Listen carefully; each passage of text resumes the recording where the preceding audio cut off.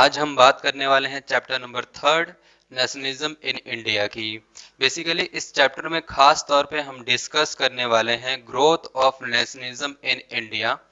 Then उसके बाद दो बड़े मूवमेंट्स की बात करेंगे, नॉन कॉपरेशन मूवमेंट्स और civil disobedience movements.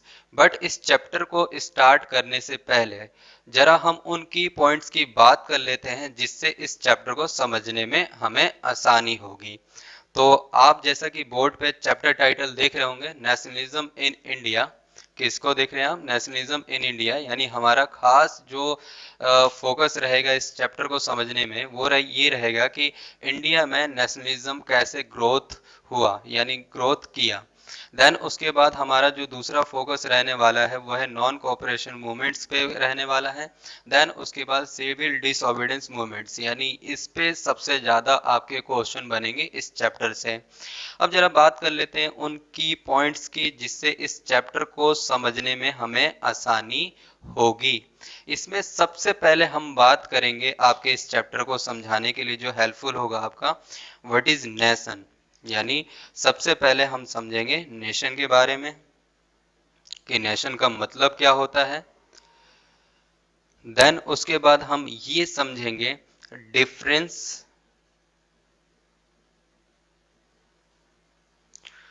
Of state and country.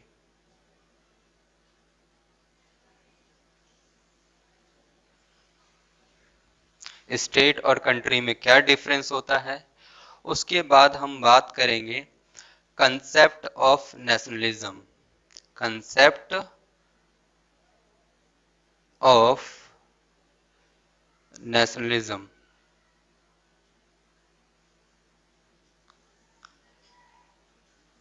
बात करने वाले हैं। इसके बाद हम बात करेंगे सिंबल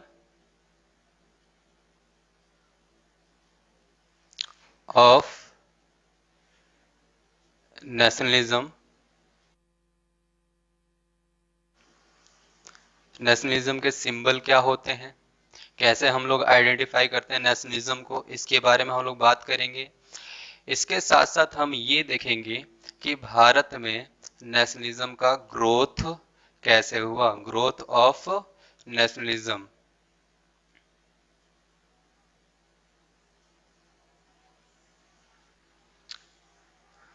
देन हम बात करने वाले हैं महात्मा गांधी की।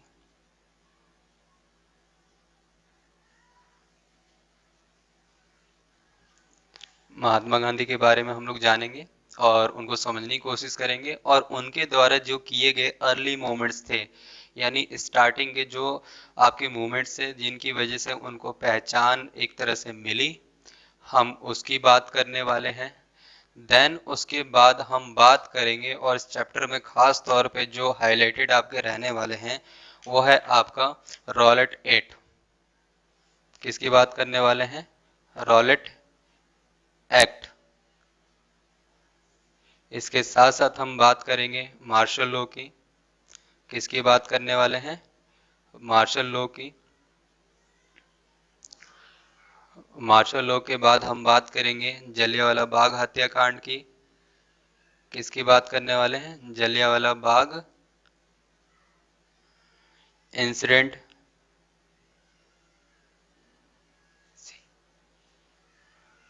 इंसिडेंट की हम लोग बात करने वाले हैं। इसके बाद हम बात करेंगे नॉन कोऑपरेशन मूवमेंट्स की।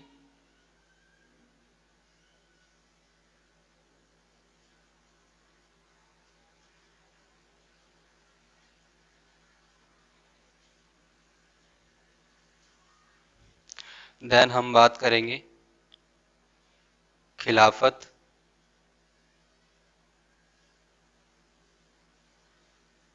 मूवमेंट्स की और इसी पॉइंट्स के साथ इस क्लास को एंड करेंगे। तो बेसिकली हम लोग किसकी बात करने वाले हैं, हम बात करेंगे और समझने की कोशिश करेंगे नेशन के बारे में, डिफरेंस ऑफ स्टेट और कंट्री, यानी स्टेट और कंट्री के बीच क्या डिफरेंस है, नेशनलिज्म के कंसेप्ट को समझेंगे, नेशनलिज्म के सिंबल क्या होते हैं, कैसे आइडेंटिफिकेशन होता है, भारत में नेशनलिज्म कैसे ग्रोथ करा उसके बारे में, और इसमें एक इम्पॉर्टेंट रोल रहेगा महात्मा गांधी का, महात्मा गांधी ने कैसे नेशनलिज्म को बढ़ावा दिया और उनके कौन कौन से अर्ली मूवमेंट्स थे इसकी बात करेंगे। इसके साथ हम रॉलेट एक्ट को समझेंगे, मार्शल लॉ को समझेंगे, और कह सकते हो जलियांवाला बाग इंसिडेंट क्यों हुआ और कैसे हुआ इसकी बात हम लोग करने वाले हैं। इसके साथ हम बात करने वाले हैं नॉन कोऑपरेशन मूवमेंट्स की बात करने वाले हैं, और साथ में हम बात करेंगे खिलाफत मूवमेंट्स की। इस तरह से आपका जो चैप्टर है वो आपका हाफ पोर्शन जो होगा वो यहाँ पर आकर ख़त्म होगा, और इस क्लास की जो एंडिंग होगी वो खिलाफत मूवमेंट्स पर होगी। तो इसे नोट करें, फिर आगे हम टॉपिक वाइज बात करते हैं। अब बात करते हैं सोशल साइंस की। तो सोशल साइंस का मतलब क्या होता है इसकी जानकारी होना बहुत ज़्यादा जरूरी है आपको, क्योंकि कोई व्यक्ति आपसे पूछ सकता है कि what is the meaning of social science, तो आप ऐसा बिल्कुल नहीं कह सकते कि जी टीचर ने पढ़ाया नहीं था इसलिए मैं आपको बता नहीं सकता। इसका मतलब ये हो गया कि आपकी उनके सामने क्या हो जाएगी, इंसल्ट हो जाएगी। तो आप ऐसा नहीं चाहते, इसलिए आपको इसकी जानकारी होना बहुत ज़्यादा जरूरी है। तो बात करते हैं सोशल साइंस की। किसकी बात करते हैं, सोशल साइंस की।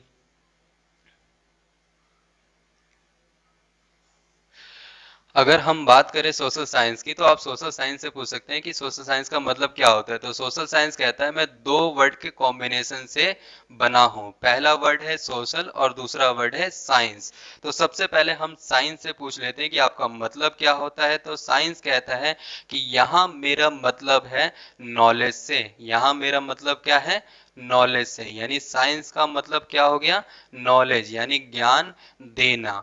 अब बात करते हैं सोशल की। सोशल कहता है कि बेसिकली मैं डेवलप हुआ हूँ सोसाइटी से।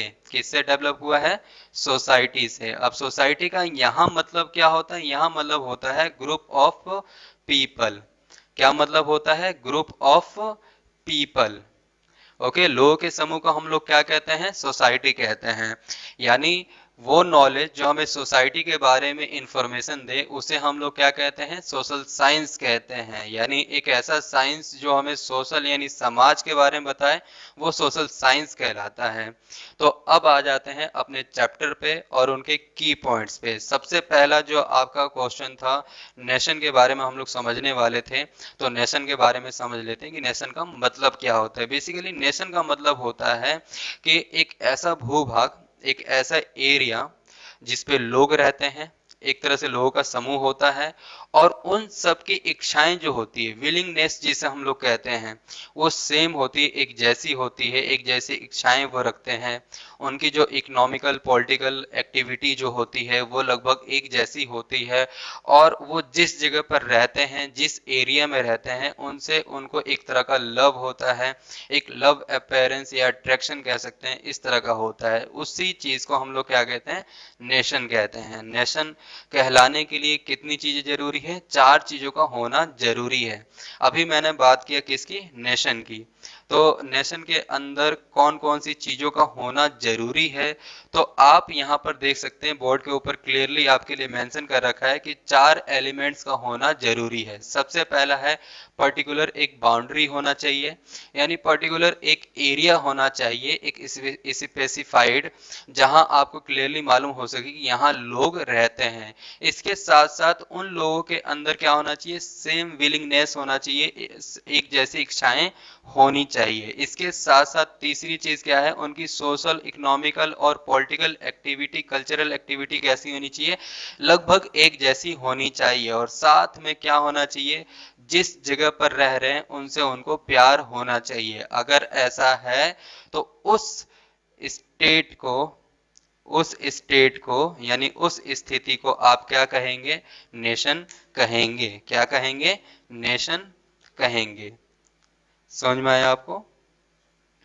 मैंने क्या बताया, मैंने ये बताया कि लोगों का समूह एक पर्टिकुलर भूभाग पे रहना चाहिए, पर्टिकुलर बाउंड्री होनी चाहिए, उनकी सेम विलिंगनेस होनी चाहिए, उनकी एक जैसी इच्छाएं होनी चाहिए, सोशल इकोनॉमिकल और पॉलिटिकल और कल्चरल एक्टिविटी एक जैसी लगभग होनी चाहिए, और उनको उस जगह से प्यार होना चाहिए। उसे ही हम लोग क्या कहते हैं, नेशन कहते हैं। अब इसे नोट करें, आप नोट कर लिया होगा। अब बात करते हैं difference of state and nation, यानी नेशन और स्टेट में क्या डिफरेंस है, इसको हम लोग समझते हैं। बेसिकली आप लोगों ने सुना होगा कि स्टेट और नेशन में कोई डिफरेंस नहीं होता, और ख़ास तौर पे जब भी हम पढ़ते हैं तो उनको एक जैसा ही समझा जाता है। बिल्कुल सही हो आप लोग। लेकिन सब्जेक्ट वाइज जो डेफिनेशन या मीनिंग होती है या समझने का जो तरीका होता है वो अलग होता है। अगर हम हिस्टोरिकल लैंग्वेज में बात करें, हिस्ट्री के बिहाव पर समझने की कोशिश करें, तो स्टेट और नेशन में काफ़ी बड़ा डिफरेंस होता है। अब सवाल उठता है कि हम कैसे आइडेंटिफाई करें स्टेट और नेशन के बीच के डिफरेंस को। तो सबसे पहले मैं आपसे एक एग्जाम्पल के तौर पे चीज़ें हम लोग समझते हैं। सबसे पहले मैं अगर आपसे पूछूं कि इंडिया क्या है, इंडिया क्या है, तो इंडिया आप कहोगे जी एक नेशन है, यानी एक कंट्री है। आपकी बात मैंने मान ली। ओके, मैं कहूँ यूपी क्या है, तो आप क्या कहोगे, यूपी एक स्टेट है। चलिए, ये भी है, मैंने आपकी बात मान ली। देन उसके बाद मैं कहूँ श्रीलंका, ये क्या है, एक नेशन है। ये भी मैंने आपकी बात मान ली।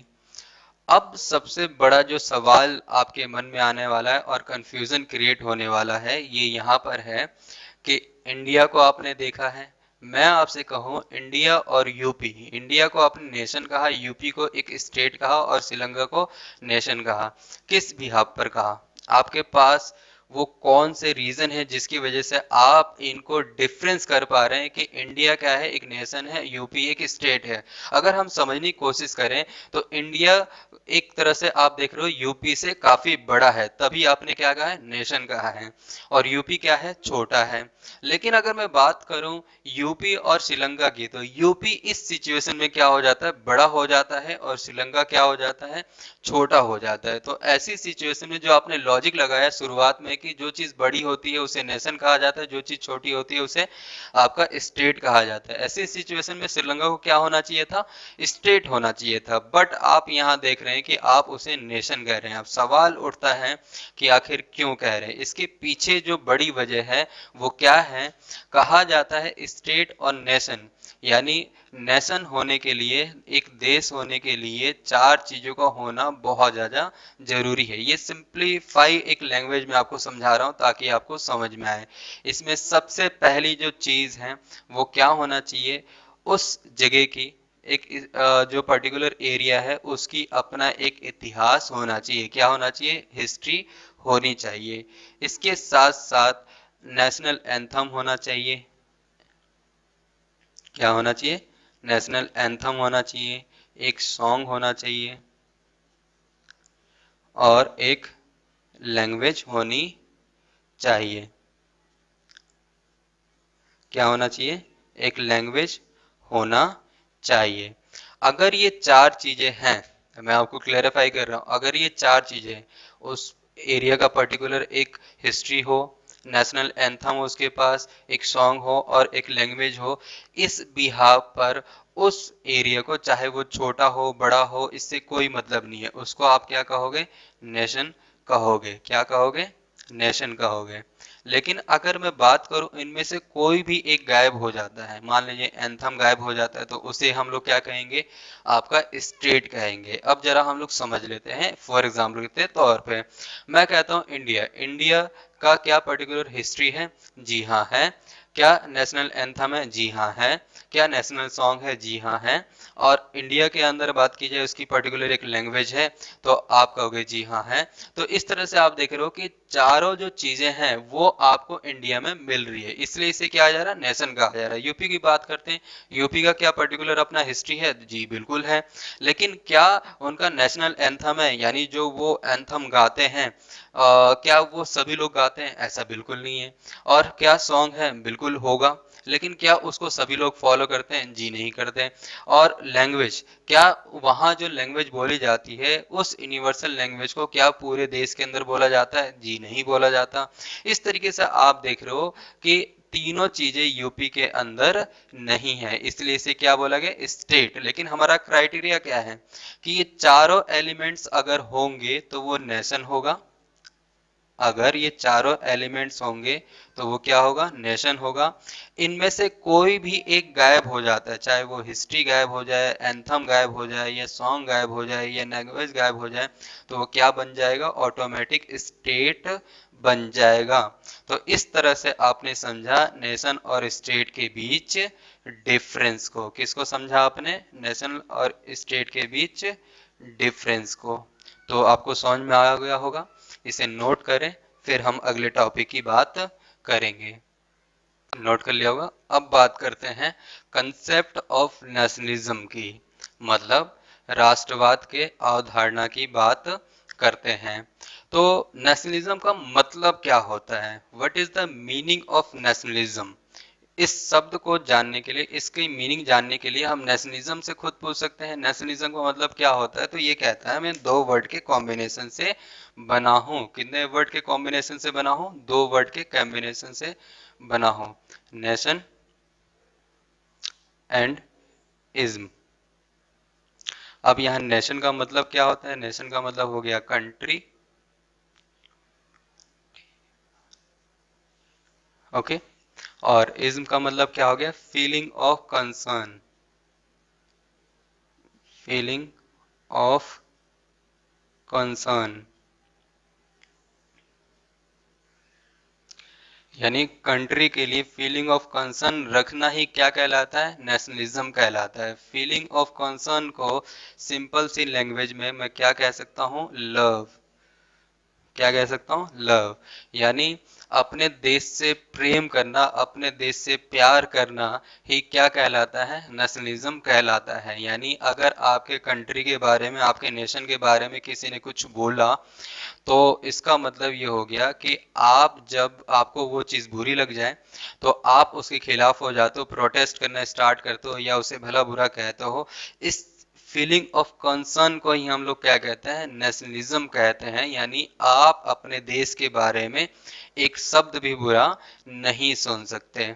ओके, तो नेशनलिज्म का मतलब क्या होता है, रिपीट कर देता हूँ। नेशनलिज्म जो है वो दो वर्ड का कॉम्बिनेशन है, नेशन और इज्म।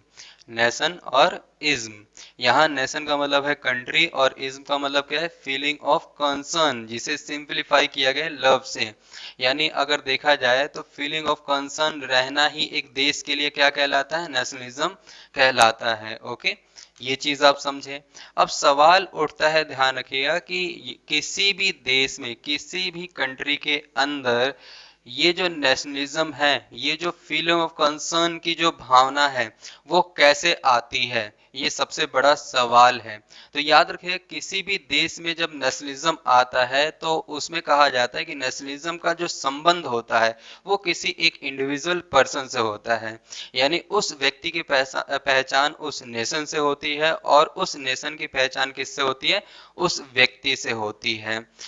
कुछ एग्जाम्पल हम लोग लेते हैं, जैसे मैं कहता हूँ 10 रुपए का नोट, तो आपके दिमाग में उसकी इमेज तुरंत बन गई।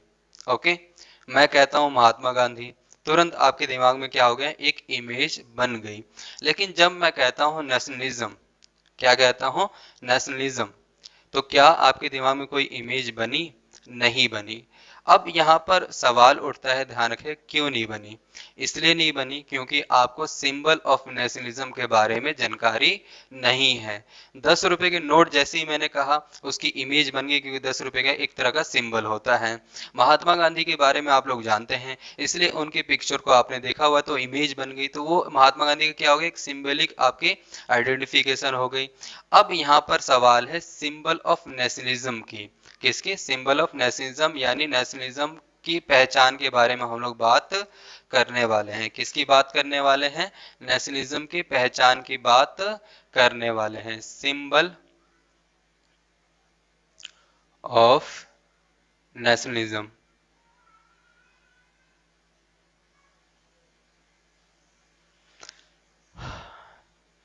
तो सिंबल का मतलब समझे। सिंबल का मतलब क्या होता है? एक तरह का आइडेंटिफिकेशन जो ये बताता है कि इस व्यक्ति की वजह से उस देश में क्या आया?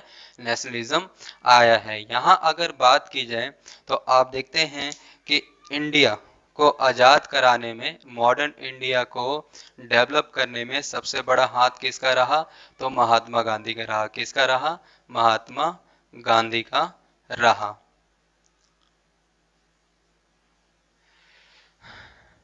ओके।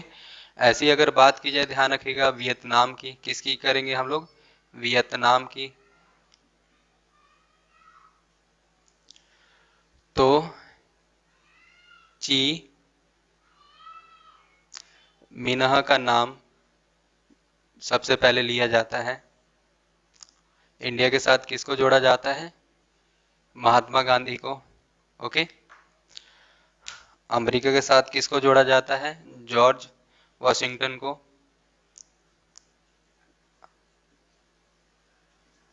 अमेरिका के साथ किसको जोड़ा जाता है?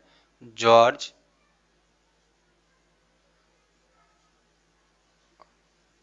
वॉशिंगटन को।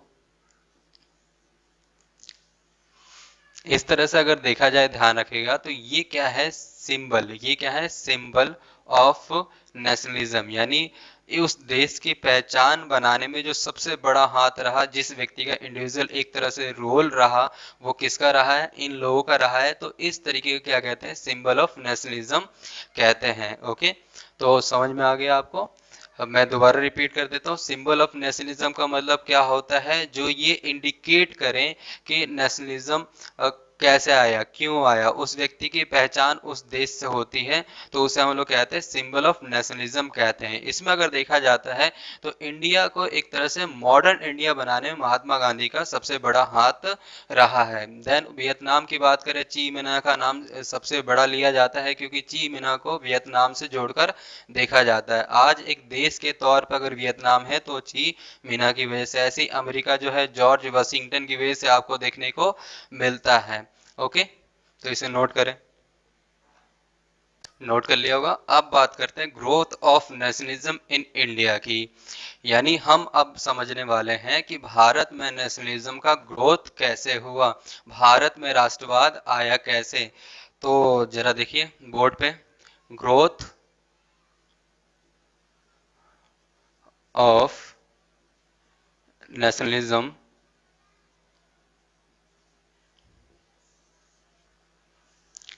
इन इंडिया, भारत में राष्ट्रवाद आया कैसे। इसको समझने से पहले, यानी किसी भी चीज को समझने से पहले कि वो व्यक्ति कैसा है और कैसा नहीं है, उसके लिए आपको उसके पास्ट की जानकारी होना जरूरी है। किसकी जानकारी होना जरूरी है? पास्ट की जानकारी आपके पास होनी चाहिए। जैसे फॉर एग्जाम्पल तौर पे अगर मैं आपसे कहूं कि मान लीजिए कि स्टार्टिंग, मैं दो मूवी के सीन आपको बता रहा हूँ। फर्स्ट सीन के अंदर कुछ और बताऊंगा, उसके बाद आपसे एक क्वेश्चन पूछूंगा, देन सी जो सेकंड आपका सीन होगा उसमें बताऊंगा, देन आपसे पूछूंगा कि वो क्या चीज है। जैसे हम सीन ए स्टार्ट करते हैं। उस सीन के अंदर होता क्या है, ध्यान रखें। एक व्यक्ति है, एक घोड़े पे बैठा हुआ है और उसके हाथ में राइफल है और वो तेजी से दौड़ा रहा है अपने घोड़े को, और उसके सामने कह सकते हो चार पांच जो पर्सन हैं वो भाग रहे हैं। और अचानक से क्या होता है, देखा जाता है कि वो राइफल की सारी गोलियां गोलियां जो होती है वो चार पांच जो व्यक्ति होते हैं उनके एक तरह से कह सकते हो सीने में डाल देता है, या फिर कह सकते हो कि उन्हें मार देता है। अब होता क्या है कि इंटरवल आ जाता है। हो क्या जाता है? इंटरवल आ जाता है। अब आपसे एक क्वेश्चन पूछो कि वो व्यक्ति कैसा है, तो इस सीन के बेसिस पर आप कहोगे वो व्यक्ति काफी बुरा है। बट ध्यान रखिए, सीन जैसे ही सेकंड स्टार्ट होता है, अचानक से पुलिस आती है, उसको गिरफ्तार करके ले जाती है। पुलिस पूछती है आपने ऐसा क्यों किया, तो वो कहता है जी इन्होंने मेरे घर को आग लगा दिया था, मेरे माँ बाप को मार दिया। देन उसके बाद कह सकते हो मुझे मतलब इस काबिल नहीं रहने दिया कि मैं अपनी सोसाइटी में सरवाइव कर सकूं। इसके बाद मैं पुलिस वालों के पास गया हेल्प मांगने के लिए, लेकिन पुलिस वालों ने भी मेरी नहीं सुनी। इसके बाद ये मैंने कदम उठाया। इस तरीके से आप देखते हैं कि फिल्म की एंड होती है। अब मैं अगर आपसे पूछूं कि वो व्यक्ति कैसा है, तो आप कहोगे जी उसने जो भी कहा किया वो अच्छा किया। मतलब आप देख रहे हैं कि अगर आपको पास्ट की जानकारी नहीं है तो ये क्लेरिफिकेशन देना कि वो ये चीज आखिर हुई क्यों थी, कैसे हुई थी, इसकी जानकारी आप नहीं दे सकते। सवाल उठता है, ध्यान रखिए, कि भारत में राष्ट्रवाद यानी नेशनलिज्म आया कैसे। तो इसके लिए हमें पास्ट का जानना जरूरी है। तो आपको मालूम है कि आपकी पास्ट की कहानी कहां से स्टार्ट होती है, 1947 से स्टार्ट होती है। कहां से स्टार्ट होती है, 1947 से पहले आप क्या थे, एक गुलाम थे। किसके थे, आप गुलाम थे ब्रिटिश के। किसके थे, ब्रिटिश। यानी उस टाइम पे 1947 से पहले के इंडिया को क्या कहा जाता था, ब्रिटिश इंडिया कहा जाता था। क्या कहा जाता था, अंग्रेजों वाला भारत। और सवाल उठता है कि आखिर इंडिया को इन्होंने कैसे गुलाम बनाया, कैसे इंडिया के अंदर जो है वो एक तरह का स्लेवरी सिस्टम जिसे हम लोग कहते हैं, क्लोनिज्म जिसे हम लोग कहते हैं, वो कैसे आया। यहाँ पर ये सबसे बड़ा सवाल है। तो याद रखिएगा, दो चीजों का बड़ा ध्यान रखना है। अगर आप किसी देश को ऑक्यूपाइड करना चाहते हैं, क्या करना चाहते हैं, किसी भी देश को अगर आप ऑक्यूपाइड करना चाहते हैं तो उस देश की आप क्या करें, उन दो चीजों को कमजोर कर दें। यानी कह सकते हो कि उसे अपने घुटने पर होने पर मजबूर कर दें। इसमें सबसे पहली चीज आती है उस देश की इकोनॉमी। क्या आती है, उस देश की इकोनॉमी। और दूसरी चीज क्या होती है, पॉलिटी। क्या होती है, दूसरी चीज होती है पॉलिटी। ओके, मतलब क्या होता है, एक व्यक्ति जो अपना डिसीजन है वो किस वजह से ले सकता है। जैसे फॉर एग्जाम्पल तौर पे आप किसी दुकानदार के पास गए और आपने कहा जी भैया ऐसा करो 1 किलो चीनी दे दो। वो कब देगा आपको, जब आप उसको पेमेंट दोगे। यानी कह सकते हो अगर आपकी एफिशिएंसी है तभी आप डिसीजन ले सकते हो। और वो एफिशिएंसी क्या है, ध्यान रखिएगा, क्योंकि आपके पास मनी है। सेम ऐसे ही कोई देश ये डिसीजन कब लेगा कि मैं इंडिपेंडेंट हूं या नहीं हूं, किसी देश से मुझे हेल्प लेने की जरूरत नहीं है। वो दो चीजें हैं। पहली चीज है इकोनॉमिक, यानी उस देश के पास पैसा होना चाहिए, इकोनॉमिकल तौर पे वो स्ट्रांग होना चाहिए, उसकी ऑक्यूपेशन, उस देश के सभी लोग कह सकते हो काम कर रहे हो, उन देश की जो बेसिक नीड्स है वो पूरी हो रही है। और दूसरी चीज क्या होती है, पॉलिटिकल, यानी पॉलिटी। पॉलिटी का यहाँ मतलब क्या होता है, डिसीजन लेना। क्या होना, डिसीजन लेना। तो इस तरह से अगर देखा जाता है, इन दोनों चीजों को अगर आप कमजोर कर देते हो, उस देश को गुलाम बनाना, ऑक्यूपाइड करना, कब्जा करना क्या हो जाता है, आसान हो जाता है। तो इस तरह से अगर देखा जाए, ध्यान रखिएगा, तो ब्रिटिशियन जितने भी अंग्रेज थे उन्होंने क्या करा, हमारे इन दो चीजों पे हमला किया। धीरे धीरे उन्होंने कुछ ऐसी एक्टिविटी की जिसकी वजह से हम इकोनॉमिकल और पॉलिटिकल तौर पे क्या हो गए, कमजोर हो गए। और इस कमजोरी का फायदा उठाकर हमें क्या कर लिया, गुलाम बना लिया। क्या कर लिया इन्होंने, गुलाम बनाया। और क्या इन्होंने पैदा किया, यहाँ पर डेवलप किया क्लोनिज्म। अपना क्या डेवलप किया इन्होंने, क्लोनिज्म। अब यहाँ पर सवाल उठता है, क्लोनिज्म का मतलब क्या होता है। क्लोनिज्म का मतलब होता है कि दूसरे देश से आए हुए लोग, दूसरे देश से आए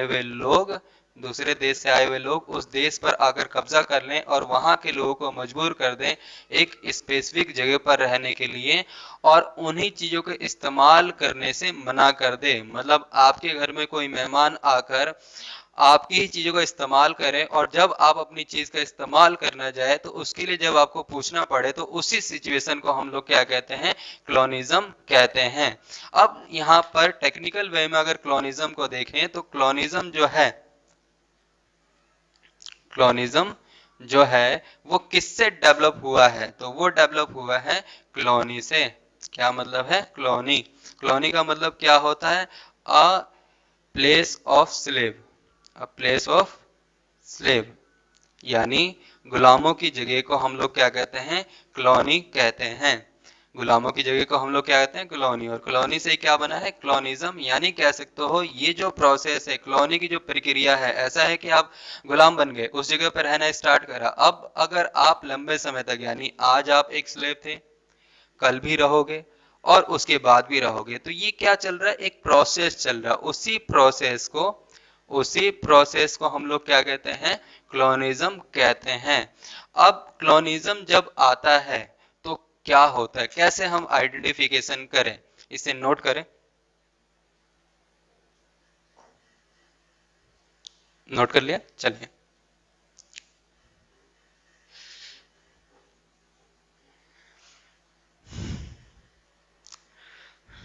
क्लोनिज्म जब आता है तो अपने साथ कुछ चीजें लेकर आता है। क्लोनिज्म जब भी आएगा तो अपने साथ कुछ चीजें लेकर आएगा। जैसे सबसे पहली चीज लेकर आएगा एक्सप्लॉयटेशन। क्या लेकर आएगा, एक्सप्लॉयटेशन, यानी अत्याचार को लेकर आएगा। इसके साथ साथ कह सकते हो लोगों की जो बेसिक नीड्स है उसके लिए भी उन्हें क्या करना पड़ेगा, संघर्ष करना पड़ेगा। बेसिक नीड्स ऑफ स्ट्रगल, यानी कह सकते हो कि अपनी ही चीजों के लिए उन्हें एक तरह से हाथ फैलाना पड़ेगा। ठीक है, ध्यान रखिएगा। और कह सकते हो कि जगह जगह पर रहते थे, ध्यान रखिएगा, तो एक तरह से कह सकते हो उसी जगह वो क्या हो जाएंगे, गुलाम हो जाएंगे। इसके साथ साथ कह सकते हो उनकी जो इंडिपेंडेंसी जिसे हम लोग कहते हैं, यानी आजादी, वो एक तरह से छीन ली जाती है। तो कहीं ना कहीं क्लोनिज्म जब आता है तो एक्सप्लोइटेशन भी साथ में ले जाता है, और बेसिक नीड्स ऑफ स्ट्रगल, यानी आपको अपने बेसिक नीड्स के लिए भी स्ट्रगल करना पड़ जाता है। और कह सकते हो कि आपकी जो स्थिति हो जाती है, ऐसी हो जाती है कि आप अपने ही घर में, प्लेस का यहाँ मतलब क्या है, होम, अपने ही घर में आप क्या हो जाते हो, एक तरह से गुलाम हो जाते हो। इसके साथ साथ आपकी जो इंडिपेंडेंसी जिसे हम लोग कहते हैं, यानी आजादी, वो भी एक तरह से चली जाती है। तो क्लोनिज्म आएगा तो क्या क्या अपने साथ लेकर आएगा, अत्याचार लेकर आएगा, एक्सप्लोइटेशन लेकर आएगा, बेसिक नीड्स ऑफ स्ट्रगल, यानी कह सकते हो कि अपने बेसिक नीड्स के लिए स्ट्रगल करना पड़ेगा। उस जगह पर आप अपनी ही जगह पे कह सकते हो कि एक विदेशी बन के रह जाओगे और आपकी इंडिपेंडेंस एक तरह से चली जाएगी। अब कहा ये जाता है कि जब ऐसी सिचुएशन होगी, ओके, ऐसी सिचुएशन होगी, उसके बाद आप क्या करोगे। मान लेते हैं कि आपके घर पे कोई मेहमान आता है, मेहमान बनकर, ओके, और उसके बाद क्या करता है, धीरे धीरे धीरे धीरे उस घर को वो ऑक्यूपाइड कर लेता है। और उस ऑक्यूपाइड करने के बाद आपके घर के सभी चीजों का इस्तेमाल करता है, लेकिन जब आपके इस्तेमाल करने की बारी आती है तो उसे वो इस्तेमाल करने नहीं देता। एक तरह से वो मालिक बन बैठता है और आप एक नौकर बन बैठते हो। ऐसी सिचुएशन में आपको क्या आता है, गुस्सा आता है। आपको अपने घर की जो अहमियत, इंपॉर्टेंस होती है वो मालूम चलती है। इसके साथ अगर बात की जाए तो कहीं ना कहीं एक और चीज है जो आपको रियलाइज होता है। वो रियलाइज क्या होता है कि घर कितना प्यारा होता है। जब ये सिचुएशन आती है, इसी को हम लोग क्या कहते हैं, नेशनलिज्म कहते हैं। तो कहा जाएगा, जब आपसे क्वेश्चन पूछा जाएगा कि इंडिया में नेशनलिज्म कैसे आया, तो इंडिया में नेशनलिज्म जो है वो कॉलोनिज्म की देन है। किसकी देन है, कॉलोनिज्म की देन है। रिपीट कर रहा हूं, ध्यान रखिएगा कि नेशनलिज्म जो है वो किसकी वजह से आया है इंडिया के अंदर, सॉरी, इंडिया के अंदर आया है कॉलोनिज्म की वजह से, यानी उपनिवेशवाद की वजह से भारत में क्या आया है, राष्ट्रवाद आया है, नेशनलिज्म आया है। अब आपको समझ में आ गया होगा कि ग्रोथ ऑफ नेशनलिज्म कैसे हुआ। जब नेशनलिज्म आया तो आपका एक्सप्लोइटेशन, यानी आपके ऊपर अत्याचार बढ़ा, बेसिक नीड्स के लिए आपको स्ट्रगल करना पड़ा, अपने ही घर में आप कैद हो गए, आपकी एक तरह से आजादी चली गई। यानी जो भी चीजें आपको करनी थी विद परमिशन करनी थी। क्या करना था, विद परमिशन। तो इस तरीके से आप देख सकते हो कि आप इसके लिए क्या करोगे, प्रोटेस्ट करोगे। उसी प्रोटेस्ट को हम सिंपल सी भाषा में क्या कहते हैं, नेशनलिज्म कहते हैं। इसे नोट करें, फिर आगे के टॉपिक की बात करेंगे। नोट कर लिया होगा। अब बात करते हैं ग्रोथ ऑफ नेशनलिज्म की। अभी आप लोगों ने उसके बारे में समझा। अब सबसे बड़ा सवाल उठता है कि क्या कॉलोनिज्म की वजह से नेशनलिज्म आया। जी बिल्कुल आया, लेकिन कॉलोनिज्म के अंदर ये जो नेशनलिज्म की जो भावना थी, फीलिंग थी, उसको किसने डेवलप किया है, ये सबसे बड़ा सवाल है। तो अभी मैंने आपको समझाया था सिंबल ऑफ नेशनलिज्म के बारे में, यानी नेशन के साथ हमेशा एक इंडिविजुअल पर्सन का नाम जुड़ा होता है। अगर वो देश आज अपनी पहचान में है तो कहीं ना कहीं किसी व्यक्ति के वजह से है, यानी उस व्यक्ति की पहचान उस नेशन की वजह से होती है, और उस नेशन की वजह से कहीं ना कहीं उस व्यक्ति की पहचान भी होती है। यहाँ पर भी जो मॉडर्न इंडिया आज आपको देखने को मिल रहा है, उसमें एक व्यक्ति की सबसे इंपॉर्टेंट भूमिका थी, जिसका नाम क्या है, महात्मा गांधी। क्या नाम है, महात्मा गांधी। आप लोग अच्छी तरह से जानते हैं इनके बारे में, तो ज्यादा बताने की जरूरत नहीं है, बस इतना समझ लीजिएगा। महात्मा गांधी जो थे, उन्होंने आजादी से पहले यानी 1947 से पहले एक तरह का इम्पोर्टेंट रोल निभाया था। बहुत सारे ऐसे आपके क्रांतिकारी थे, प्रोटेस्टर थे, जिन्होंने कह सकते हो भारत को आजाद कराने के लिए काफी बड़े बड़े आंदोलन किए थे। लेकिन खास तौर पे जो लाइमलाइट में रहे ज्यादातर, वो कौन रहे, महात्मा गांधी। इसलिए ज्यादातर जो बच्चे हैं या बड़े हैं, जो भी हैं, वो किसके बारे में जानते हैं, महात्मा गांधी के बारे में। जैसा कि आप जानते हैं कि इनका जो जन्म है, डेट ऑफ बर्थ, यानी ये पैदा हुए थे, वो कब पैदा हुए थे, 2 अक्टूबर 1869 को। कब पैदा हुए थे, 2 अक्टूबर 1869 को पैदा हुए थे, यानी इनका बर्थडे सेलिब्रेट कब किया जाता है, 2 अक्टूबर को। और इसके बाद इनकी जो कह सकते हो लाइफ लाइन खत्म हो गई, वो कब खत्म हुई, 30 जनवरी 1948 को, 13 जन 1948 को क्या हुआ, इनकी लाइफलाइन खत्म हो गई। यानी ये क्या है, इनका बर्थ डेट है, और ये क्या है, डेथ डेट। ओके, इस बीच में इन्होंने क्या करा था, 1947 से पहले के बीच इन्होंने एक आइडेंटिफिकेशन अपनी डेवलप की थी। उसी चीज को हम लोग यहाँ पर अब समझेंगे कि किस तरीके से इन्होंने भारत में यानी इंडिया में, किसमें, इंडिया में जो नेशनलिज्म है उसको बढ़ावा दिया। जो चिंगारी पहले से ही जल रही थी लोगों के बीच में, उसको कैसे बढ़ावा दिया और इनको कैसे आइडेंटिफिकेशन मिली। तो बात करते हैं महात्मा गांधी और उनके द्वारा किए गए जो अर्ली मूवमेंट्स थे, उनकी बात करते हैं। सबसे पहले आप यहाँ समझिए कि महात्मा गांधी कैसे बने। इनका जो पूरा नाम था वो था मोहनदास, और उनके साथ उनके पिताजी का नाम लगता था। इसके बाद क्या बन जाते थे, मोहनदास करमचंद गांधी। अब सवाल उठता है कि मोहनदास करमचंद गांधी जो थे वो महात्मा गांधी कैसे बने।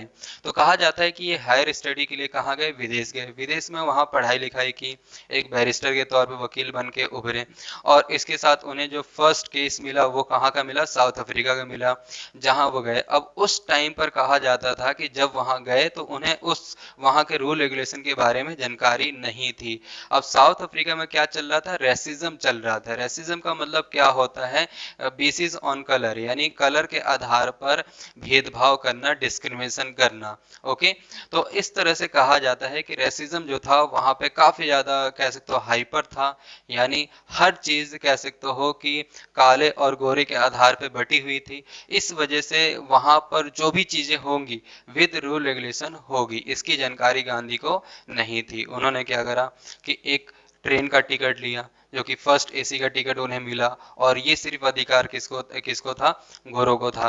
अब जब बैठे तो कह सकते हो कि एक उनके साथ ट्रेन में इंसिडेंट हुआ कि उनके साथ बदतमीजी वगैरह हुई और उन्हें ट्रेन से उतार दिया गया।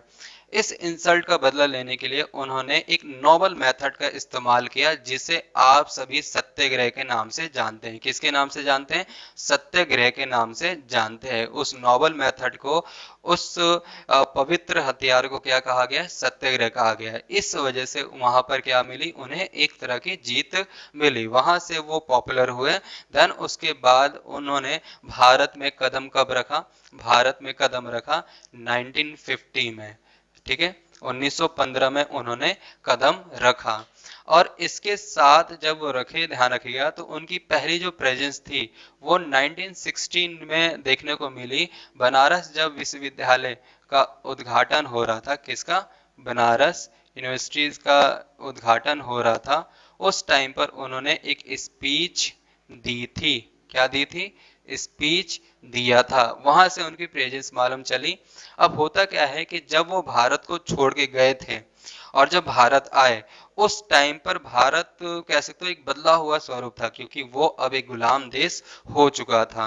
अब बहुत सारी चीजें वो चेंज देख रहे थे, लेकिन वो नोटिफिकेशन नहीं कर पा रहे थे, यानी नोटिफाई नहीं कर पा रहे थे कि यहाँ पर कुछ चीजें गलत हो रही है। अब उनको पहली जो प्रेजेंस यानी एहसास दिलाने का काम किया था, वो किया था आपके नॉर्थ इंडिया के एक किसान ने। होता क्या है, अंग्रेजों ने अपनी प्रॉफिट के लिए, क्योंकि वो कह सकते हो रॉ मटेरियल भारत से ले जाया करते थे, और इंडस्ट्री रिवोल्यूशन होने की वजह से वहाँ इंडस्ट्रीज के लिए रॉ मटेरियल प्रोवाइड किया करते थे। तो बेसिकली अब होता क्या है कि कपड़े बनाने की जो कॉटन मिल थी, ध्यान रखे, वो काफी ज्यादा पॉपुलर उस टाइम पे थी। तो यहाँ पर जबरदस्ती किसानों से इंडिगो की खेती करवाई जाती थी। इंडिगो एक ऐसी कॉर्प यानी एक तरह का प्लांट होता है, अगर एक बार इसे कह सकते हो कि खेती की जाती है तो उस जमीन को आप ऐसा समझ ले कि वो बंजर हो जाती है, जहरीली हो जाती है, उसका यूज दोबारा आप नहीं कर सकते खाने के पर्पज से। तो इस तरीके से देखा जाता है कि कुछ किसान इसका प्रोटेस्ट कर रहे थे। जब उनसे नहीं हुआ तो वो उनमें से एक किसान क्या हुआ, गांधी के पास चला गया। गांधी जब उसकी कहानी को उन्होंने सुना तो एक तरह से शुरुआत में उसे मजाक में लिया, और देन उसके बाद कह सकते हो उन्हें इग्नोर करके आगे की तरफ बढ़ गए। लेकिन जहां जहां वो मीटिंग में जाते, स्पीच देते, जहां जहां उनकी असेंबली होती, वहां वहां उस व्यक्ति को उन्होंने नोटिस करा। तो अब इसके बाद उन्हें कुछ टाइम के बाद रियलाइज हुआ कि वो व्यक्ति कुछ ना कुछ जो भी कह रहा है वो सीरियस कह रहा है, क्योंकि अगर सीरियस नहीं होता तो एक बार कहने के बाद वो चला जाता। उसके बाद उस व्यक्ति की बात मानी और वो चले गए उसके साथ आपके नॉर्थ इंडिया के एक स्टेट में, जो कि है बिहार। और बिहार में एक इलाका है चंपारण, वहां पर उन्होंने एक प्रोटेस्ट किया, और उस प्रोटेस्ट की वजह से उन्हें एक नई सफलता हाथ में लगी, उनकी एक पहचान भारत के अंदर डेवलप हुई। अब वो आपका मूवमेंट कौन सा था? 1917 में एक मूवमेंट हुआ, उस मूवमेंट का नाम क्या था? चंपारण मूवमेंट। क्या नाम था? चंपारण। वैसे सत्याग्रह कहते हैं, मूवमेंट नहीं कह सकते, फिर भी आप लोग इसे ऐसे ही लिखेंगे, चंपारण मूवमेंट।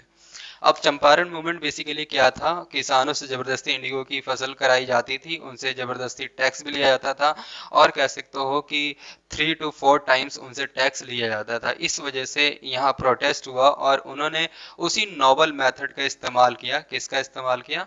नोबल मेथड का इस्तेमाल किया, जिस मेथड को हम लोग किस नाम से जानते हैं? हम जानते हैं सत्याग्रह के नाम से। किसके नाम से? सत्याग्रह के नाम से। अब इस सत्याग्रह का मतलब क्या होता है? तो बेसिकली अगर देखा जाए, सत्याग्रह का मतलब होता है बेसिस ऑन ट्रूथ, यानी एक आइडियोलॉजी जो सत्य पर काम करती है। इसका काम क्या होता है? फील कराना। क्या कराना? फील कराना इन इनर सोल, अंदर से उस व्यक्ति को परिवर्तन करना। इसके लिए आपको क्या करना है? इसके लिए कुछ नहीं करना, आपको नॉन वायलेंस को फॉलो करना है। किसको फॉलो करना है? नॉन वायलेंस को।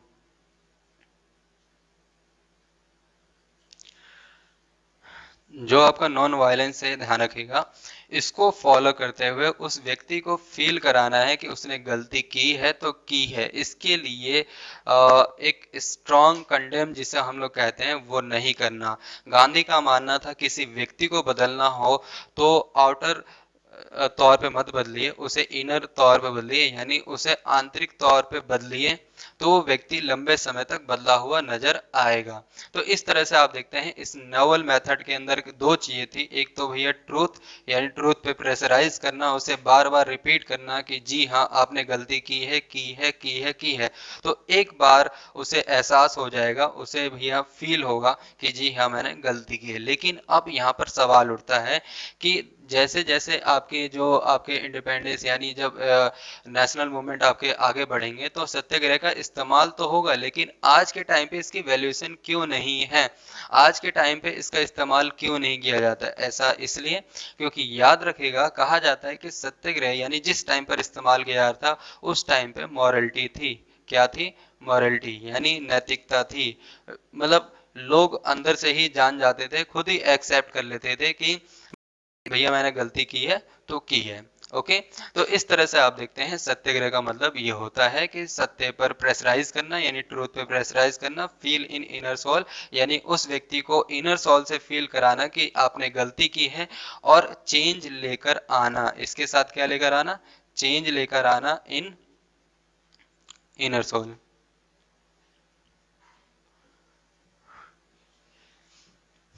इसे नोट करें, फिर आगे हम बढ़ते हैं। चंपारण मूवमेंट के बाद कौन कौन से और मूवमेंट हुए?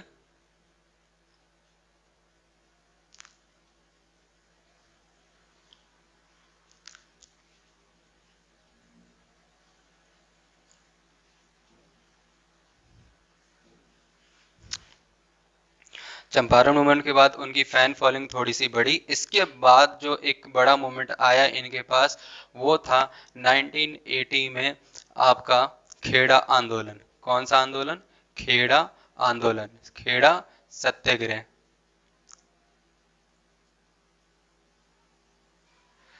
खेड़ा सत्याग्रह भी उस नॉवल मेथड के बेसिस पर उन्होंने क्या करा? उसे जीत हासिल करा। इसके बाद 1980 के लास्ट में इन्होंने एक और आंदोलन किया, आपका अहमदाबाद आंदोलन। कौन सा आंदोलन? अहमदाबाद आंदोलन, अहमदाबाद सत्याग्रह। इसको इनको भी जो सफलता मिली, इसमें भी इन्होंने क्या करा? नॉवल मेथड का इस्तेमाल किया। इस तरह से कहा जाता है कि चंपारण सत्याग्रह, खेड़ा सत्याग्रह और उसके बाद आपका अहमदाबाद सत्याग्रह, ये जो तीनों सत्याग्रह थे, बेसिकली कहा जाता है इन्हीं को अर्ली मूवमेंट कहा जाता है ऑफ गांधी, यानी गांधी का अर्ली मूवमेंट किन्हें कहा जाता है? इन तीनों कहा जाता है। और इन तीनों सत्याग्रह की वजह से गांधी को एक नई आइडेंटिटी मिली, एक नई पहचान मिली। वो एक लोकल नेता से कह सकते हो कि एक नेशनल जो लीडर होता है उसके तौर पे उभर के आए, और गरीब मसीहा, गरीब जो थे, मजदूर थे, किसान थे, उन सब के एक तरह से मसीहा बन के ये उभरे। और कहा जाता है कि अब हर मजबूरी में, हर समस्या में किसका नाम याद आने लगा? महात्मा गांधी का। इसलिए अब क्या हुआ कि मजबूरी का नाम क्या बन गया? महात्मा गांधी। यानी जब भी मजबूरी होती हर टाइम पे किसको याद आ जाता? महात्मा गांधी। तो इस तरह से आप देखते हो कि महात्मा गांधी को एक नई पहचान, और इन्हीं तीन अर्ली मूवमेंट्स को, इन्हीं अर्ली मूवमेंट्स को क्या कहा जाता है? गांधी का टर्निंग पॉइंट कहा जाता है। लेकिन अभी भी कुछ ऐसी चीजें थी जिसकी वजह से गांधी को कुछ अजीब फील हो रहा था। वो कह रहे थे कि मैं भारत को अभी भी समझ नहीं पाया हूं, आखिर ऐसी हालात भारत के क्यों हैं। तो कुछ ही समय के बाद कहा जाता है कि जब वो पॉलिटिकल एक्टिविटी में शामिल होने लगे तो उनकी मुलाकात होती है गोपाल कृष्ण गोखले से, जो आगे जाकर उनके क्या बन जाते हैं? Political leader. तो आपसे एक क्वेश्चन पूछा जाएगा कि गांधी के पॉलिटिकल लीडर कौन थे, तो याद से लिख लीजिएगा। पॉलिटिकल लीडर थे आपके गोपाल कृष्ण गोखले, गोपाल कृष्ण गोखले। ये कौन थे? ये थे आपके पॉलिटिकल लीडर।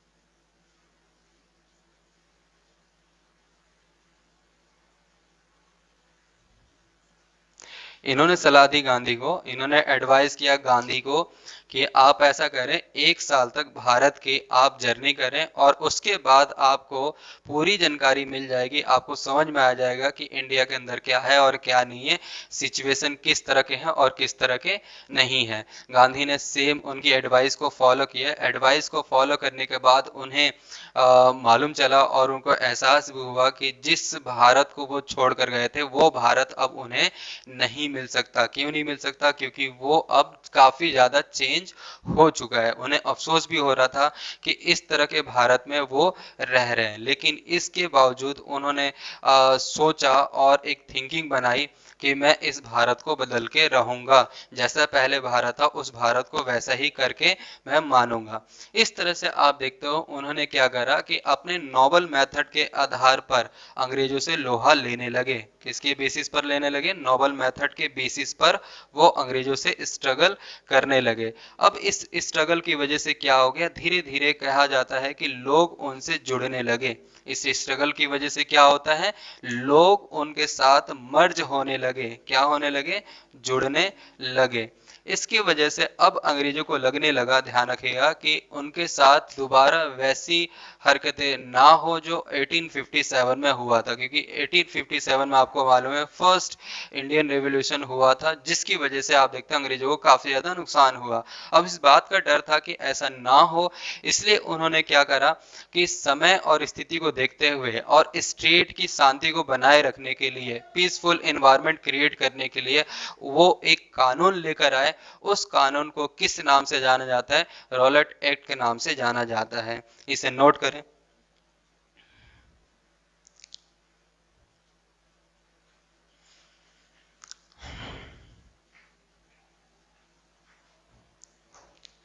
अब बात किसकी करेंगे हम लोग?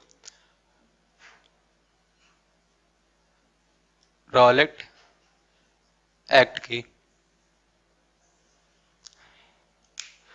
इसको भारत के लोगों ने, जब ये इम्प्लीमेंट हुआ था 1919 में, 1919 में, तो इसे उन्होंने एक ब्लैक लॉ कहा था, यानी काला कानून कहा था। इसके साथ साथ कहा जाता है कि इस दिन को उन्होंने ब्लैक डे के तौर पे सेलिब्रेट किया। आखिर ऐसा क्यों?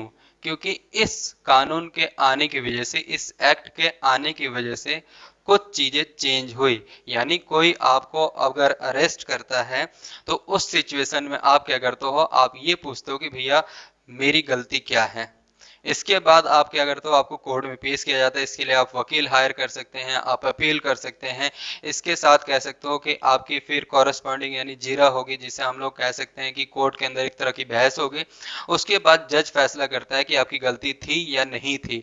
लेकिन इस एक्ट के अंदर क्या था कि ना तो इस एक्ट के अंदर आप कोई अपील कर सकते थे, ना ही कोई आप अपील कर सकते थे, ना ही कोई आप वकील हायर कर सकते थे,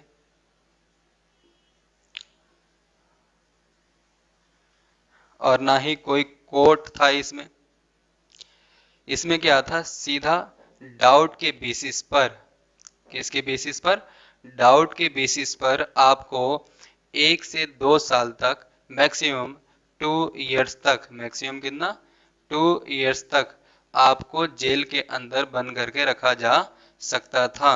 इस वजह से आप देखते हो कि इस कानून के जैसे ही आने मतलब आने की वजह से हुआ, तो आप देखते हैं हजारों की संख्या में जो बड़े नेता थे उन सभी को गिरफ्तार कर लिया गया और जेल में डाल दिया गया। एक टाइम ऐसा लगा कि पूरा भारत जेल में कैद हो चुका है। पूरे भारत का मतलब कह सकते हो जिनसे भारत के अंदर एक तरह की आइडेंटिफिकेशन, बेसिकली भारत को नॉर्थ इंडिया से डिनोट किया जाता है, बताया जाता है।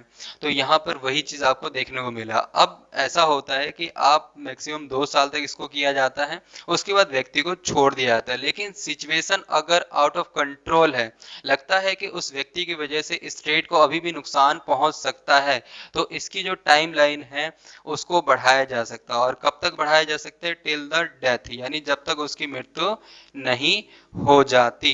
तो इस तरीके से आपने क्या समझा कि रॉलेट एक्ट जो है वो 1919 में आया। इसे भारत के लोग ब्लैक लॉ के तौर पे पे देखने लगे और उसको ब्लैक डे के तौर पे एक तरह से मनाया उन्होंने, इसका प्रोटेस्ट किया, उसका विरोध किया। इसके विरोध करने की सबसे बड़ी वजह क्या थी? एक्स एक्ट में कहा गया था ना कोई आप वकील कर सकते थे, ना ही कोई आप अपील कर सकते थे, ना ही कोई वकील था, और ना ही कोर्ट के अंदर इसका फैसला होगा। सीधा डाउट के बेसिस पर आपको अरेस्ट किया जाएगा। क्या किया जाएगा? अरेस्ट किया जाएगा, और पनिशमेंट के तौर पे आपको मैक्सिमम 2 साल की सजा दी जा सकती है। अगर लगता है कि अभी भी स्टेट को कंसर्न है इसके इसके वजह से, तो टिल द डेथ तक ध्यान रखेगा, ये जो पनिशमेंट है, ये जो अरेस्टमेंट है, वो बढ़ाया जा सकता है।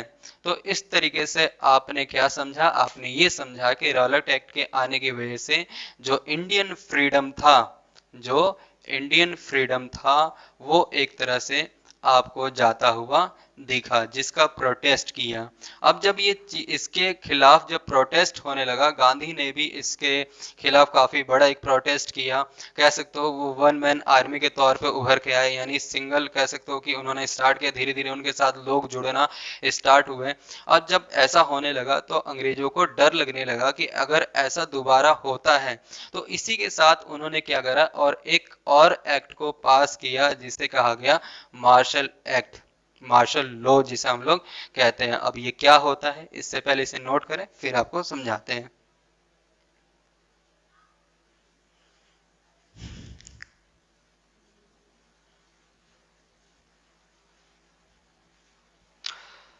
अब बात किसकी करेंगे? मार्शल लॉ की। मार्शल लॉ का मतलब क्या हो गया? इमरजेंसी, एक तरह का curfew. Emergency, okay. Martial law का मतलब क्या होता है? इमरजेंसी। अब इमरजेंसी के अंदर बेसिकली क्या होता है? आप ग्रुप में नहीं रह सकते, आप ग्रुप में नहीं रह सकते हैं, ना ही आप विदाउट एनी रीजन, विदाउट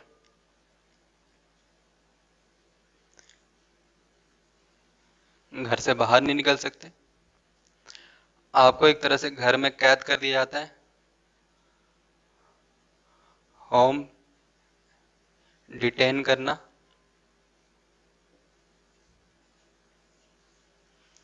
इसके साथ कहा जाता है कि आपकी जो फ्रीडम है, आपकी जो फ्रीडम है, उसे भी छीन लिया जाता है।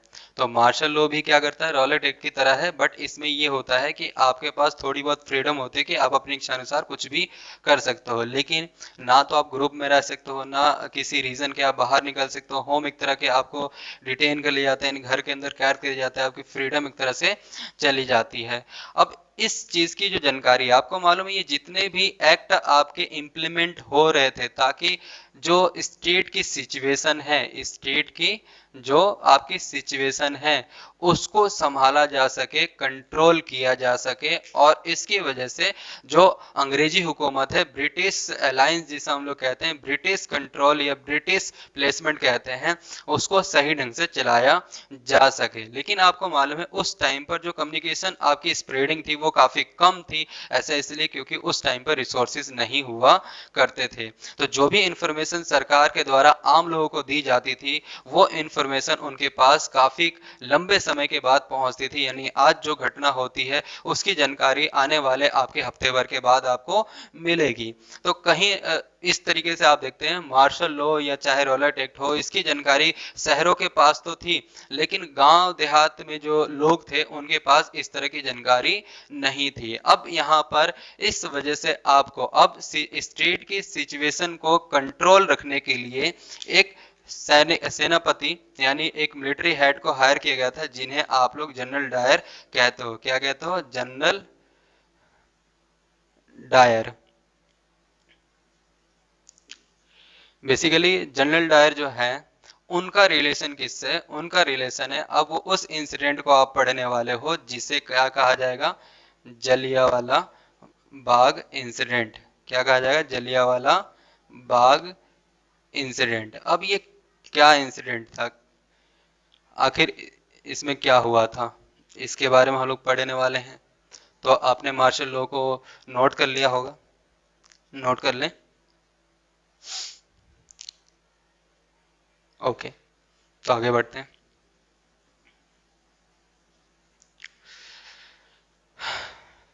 बेसिकली होता क्या है, मार्शल लॉ लागू होने के बाद कोई भी ग्रुप में इकट्ठा नहीं हो सकता था, लेकिन अब एक समय आ चुका था, बैसाखी का टाइम था, लोग सेलिब्रेट कर रहे थे पंजाब हरियाणा उत्तर प्रदेश के अंदर इस तरह के। तो अब पंजाब के अमृतसर शहर में कहा जाता है कि एक आपका बाग था जिसे जलियांवाला बाग कहा जाता है। ये बाग इस तरीके से बना हुआ था कि ये ऊंची ऊंची दीवारों से घिरा हुआ था, इसमें आने जाने का सिर्फ एक ही रास्ता था और बीच में एक कुआं था। और यहाँ पे लोग सेलिब्रेट कर रहे थे बैसाखी वगैरह, डांस वगैरह का सब कुछ, मतलब एक तरह का अरेंजमेंट रखा हुआ था, ये सारी चीजें चल रही थी। अब जैसे ही इसकी जानकारी मिलिट्री हेड यानी जनरल डायर को मिलती है, वो क्या करता है, बाहर से उस पूरे जलियांवाला बाग को घेर लेता है और इसके साथ साथ वो मेन गेट से अंदर आता है और पूरे कह सकते हो दीवारों के साथ अपने सैनिकों को खड़े होने के लिए, घेरने के लिए कह देता है। अब कहा जाता है कि आनंद फाल में सभी जो लोग थे वो एक तरह से मौज मस्ती में लगे हुए थे, मेले का जो एक तरह का मजा है वो उठा रहे थे। लेकिन इसी बीच अचानक से जो कह सकते हो उनके पास राइफल थी, उनकी गोलियां चलना स्टार्ट हुई। जैसे ही लोगों ने इनकी आवाजों को सुना, एक दो लोगों को मरते हुए देखा, तो वो उन्हें समझ में नहीं आया कि उन्हें क्या करना है क्या नहीं करना। आनन फानन में उन्होंने घर अपनी जान बचाने के लिए जलियांवाला बाग के बीच जो कुआं था उस कुएं के अंदर वो कूदने लगे। धीरे धीरे जैसे जैसे आपका समय बढ़ा, गोली लगातार चल रही थी, जब तक कि कह सकते हो राइफल की जितनी भी गोलियां थी वो खत्म नहीं हुई, तब तक वो गोलियां चली। इस बीच आप देखते हैं कि जैसे ही ये घटना पूरी तरीके से खत्म हुई, गोलियों की आवाज खत्म हुई, तो इसके साथ कुछ चीजें नोटिस करने को मिली कि वो कुआं लाशों के ढेर से भरा हुआ था। पूरा जलियांवाला बाग जो था उसकी दीवारों पे गोलियों की जो बौछारों की निशानी थे वो थे। वहां के सभी लोग जितने भी थे, हजारों की संख्या में, उनकी मौत हो चुकी थी और इसके बाद सभी सैनिक चुपचाप वहां से निकल गए। जैसे इसकी जानकारी जो वहां के लोकल लीडर हैं या पॉपुलर लीडर है उनकी जानकारी मिली, उन्होंने इसका घोर विरोध किया, उन्हें काफी बुरा लगा इस बात को लेकर और इसके बाद उन्होंने इसे प्रोटेस्ट की इसका प्रोटेस्ट किया और खामियाजा ये भुगतना पड़ा कि कुछ जो लोकल लीडर थे उनको जेल की एक तरह से हवा खानी पड़ी। तो अब जरा देख लेते हैं जलियांवाला बाग हत्याकांड में हुआ क्या।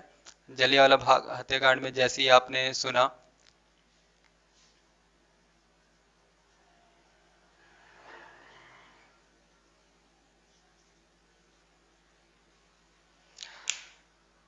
आपने क्या सुना, आपने ये सुना मैंने जैसा पढ़ाया कि जलियांवाला बाग क्या है, एक बगीचा था, एक तरह का बाग था।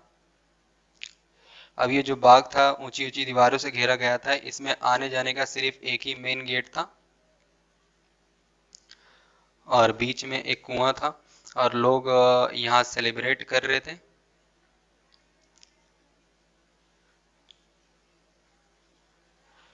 यहाँ पे आपको लोग सेलिब्रेट करते हुए दिखाई दे रहे होंगे। अब अचानक से इसकी इंफॉर्मेशन मिलती है तो यहाँ पास में पूरे चारों तरफ से घेर लिया जाता है ताकि कोई व्यक्ति ऊपर दीवार चढ़ के अगर आता भी है तो वो बच ना पाए। और जनरल डायर मेन गेट पे खड़ा होकर अपने सैनिकों को चारों तरफ से घेरने के लिए कह देता है। इस तरह से आप देखते हैं कि गोलियां चलना स्टार्ट होती है, जितने भी लोग होते हैं ये अपनी जान बचाने के लिए इधर उधर भागने लगते हैं और आखिर में लास्ट जो उनको ऑप्शन दिखता है वो क्या दिखता, कुआं। धीरे धीरे उनमें लोग कूदने लगते हैं और इसके साथ ही देखा जाता है कुछ ही समय के बाद कुआं भर जाता है। फिर कुछ समय के बाद गोलियों की जो बौछारें होती हैं, जो उनकी आवाजें होती हैं वो खत्म होती है। अब उसके बाद आपको यहाँ क्या देखने को मिलता है, एक लाशों का ढेर देखने को मिलता है। इसी इंसिडेंट को क्या कहा गया, जलियांवाला बाग हत्याकांड कहा गया। जब इसके लिए कह सकते हो कि कोर्ट में अपील जारी की गई तो आपको मालूम है बेसिकली कि कोर्ट किसका, अंग्रेजों का खिलाफ, किसके खिलाफ मुकदमा होगा, अंग्रेजों के खिलाफ होगा। वहां बैठने वाले जज भी कौन होंगे, अंग्रेज होंगे। तो ऑब्वियसली सी बात है, क्या आपको लगता है कि जो पनिशमेंट वगैरह सुनाई जाएगी वो अंग्रेज के खिलाफ सुनाई जाएगी? ऐसा बिल्कुल नहीं है। अब यहाँ पर देखा जाता है जब उससे पूछा गया जनरल डायर से कि आपने ऐसा क्यों किया, तो कहा जाता है कि स्टेट के अंदर पीस बनाए रखने के लिए, शांति बनाए रखने के लिए ये करना जरूरी था। इसके साथ साथ लोगों के दिलों में क्या करना था, एक तरह का कह सकते हो कि जो डर होता है, खौफ होता है, उस यानी फियर को एक तरह का भरना था, ताकि वो दोबारा ऐसी हरकत ना कर सके। उन्हें बताना था कि ब्रिटिश जो है, ब्रिटिशियन के सामने अगर कोई आवाज उठाता है या सर उठाने की कोशिश करेगा तो उनके साथ क्या हो सकता है। तो ये सभी इस तरह के उसने दलीलें आर्गुमेंट दिए, जिसके बाद कहा जाता है कि जज ने फैसला सुनाया कि जो भी किया सही किया। इसके बाद जनरल डायर हंसते हुए निकल जाता है। इसके बाद अब क्या होता है, इसको जानने के लिए अगली क्लास में हम लोग मिलेंगे। उम्मीद करता हूं कि जो आज की क्लास है वो आपको समझ में आई होगी। जरा हम एक बार रिकैप कर लेते हैं, रिवीजन देख लेते हैं कि आप लोगों ने इस क्लास में क्या क्या पढ़ा। सबसे पहले हमने ये समझा कि इस चैप्टर के अंदर खास तौर पे हम डिस्कस क्या करने वाले हैं। हम डिस्कस करने वाले थे नेशनलिज्म इन इंडिया, यानी भारत में राष्ट्रवाद का ग्रोथ कैसे हुआ इसकी। फिर उसके बाद सिविल डिसोबीडियंस मूवमेंट्स और नॉन कॉपरेशन मूवमेंट्स की बात करने वाले थे। इसके साथ साथ हम बात करने वाले थे, इस चैप्टर को समझने के लिए हमने कुछ की पॉइंट्स की बात की। सब बात किया कि सोशल साइंस का मतलब क्या होता है, नेशन किसे कहा जाता है, नेशन और स्टेट के बीच क्या डिफरेंस होता है, इसको आपने समझा। कंसेप्ट ऑफ नेशनलिज्म को आपने समझा। इसके साथ साथ आपने ये समझा कि सिंबल ऑफ नेशनलिज्म किसे कहा जाता है, क्या होते हैं सिंबल ऑफ नेशनलिज्म। इसके साथ साथ आपने ये समझा और जाना कि भारत में राष्ट्रवाद आया कैसे, नेशनलिज्म आया कैसे, और इस नेशनलिज्म के आने की वजह से अंग्रेजों के साथ इम्पैक्ट क्या पड़ा भारत के ऊपर। इसके साथ आप लोगों ने जाना और समझने की कोशिश की रॉलेट एक्ट को और उसके इम्पैक्ट को, और मार्शल लॉ का भी आपने जाना, और इस मार्शल लॉ की वजह से कौन सा इंसिडेंट आपको बड़ा देखने को मिला वो यहाँ पर देखने को आपको मिल सकता है। तो इस तरह से कहीं ना कहीं आपने क्या करा, चैप्टर को समझने की कोशिश की है, और चैप्टर ऑलमोस्ट आपको समझ में भी आ गया होगा। अगर कोई डाउट है तो आप मेरे व्हाट्सएप नंबर पे कांटेक्ट करके आप उस डाउट को क्लियर कर सकते हैं। तो मिलते हैं अगली क्लास में। उम्मीद करता हूँ कि ये क्लास आपको समझ में आई होगी।